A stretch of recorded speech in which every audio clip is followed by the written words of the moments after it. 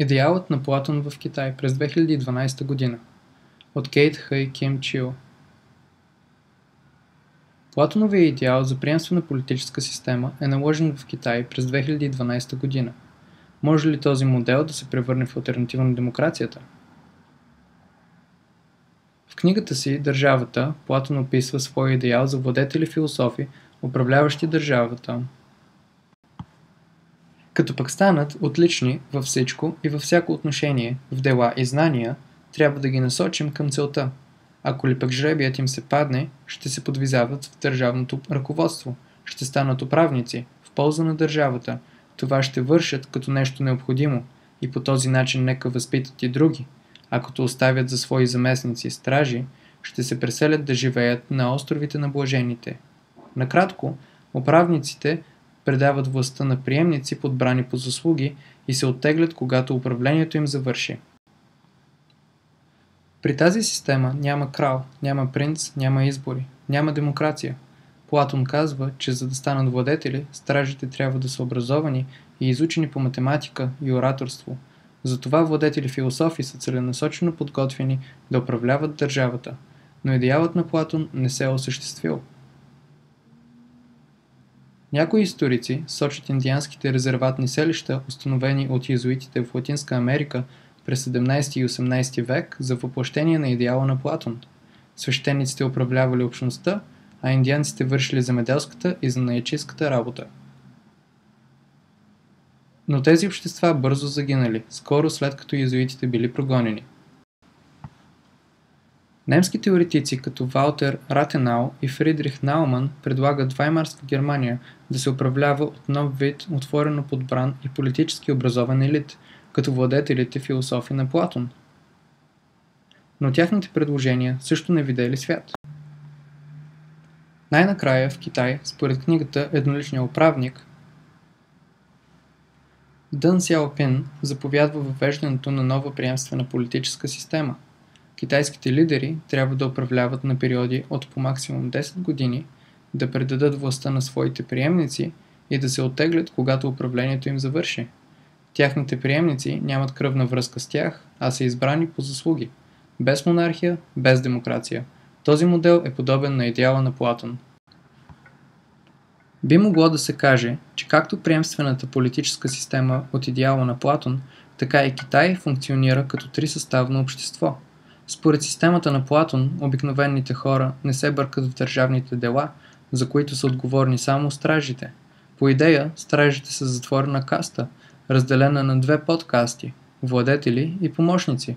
В Китай също има само една управляваща класа – Китайската комунистическа партия или ККП.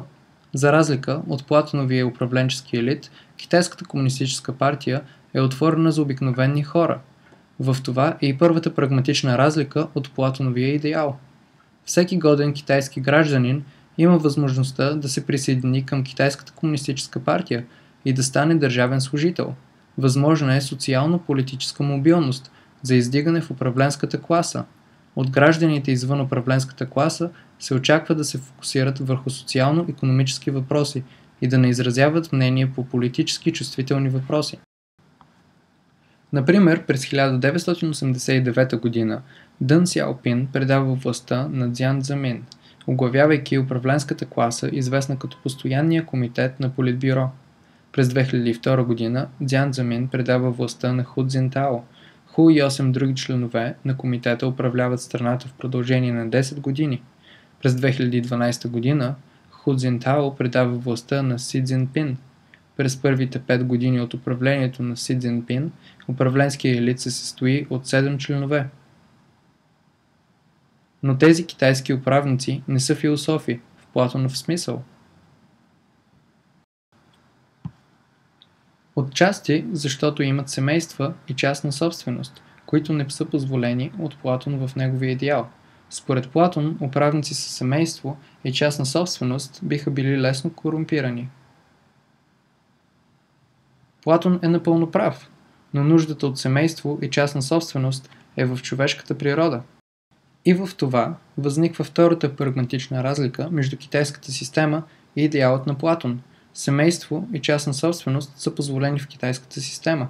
Китайските лидери се самонаричат управници, а не философи. Властващите в Китай се виждат като управници. Тяхните задължения са да определят посоката на всички стратегически решения за нацията и да управляват хода и развитието им. За да станат управници, открито избраните членове на ККП трябва да работят на цикли в различни министерства, местни управи, държавни предприятия, организации и публични агенции.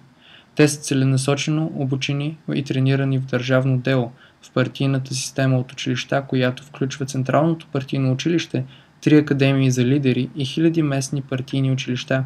След като тяхното представяне на различни позиции бъде многократно изпитано и оценено, тези, които са смятани за компетентни, биват повишавани до върха. Приликите между идеалната република според Платон и китайската приемствена власт са: владетелите са първо целенасочено образовани и тренирани да управляват държавата, второ повишавани до върха за заслуги и трето задължени да се пенсионират след края на мандата им.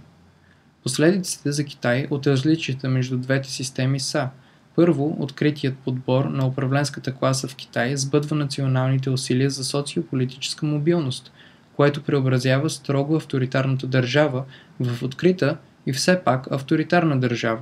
И второ, възможността да имат семейство и частна собственост означава, че всички управници са податливи на корупция. Всъщност, Пекин полага големи усилия за справяне с проблемите на корупцията. Експерименталната Платонова еднолична система за власт не е нито стабилна, нито е в добра форма, но като цяло е въведена и работи гладко през 21 век.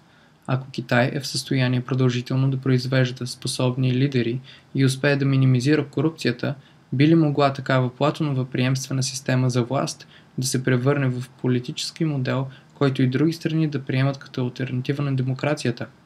Книгата «Едноличният управник» предсказва, че това може да стане реалност до края на 40-те години на 21 век.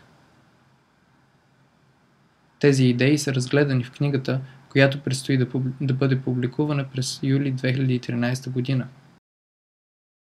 Благодаря за вниманието.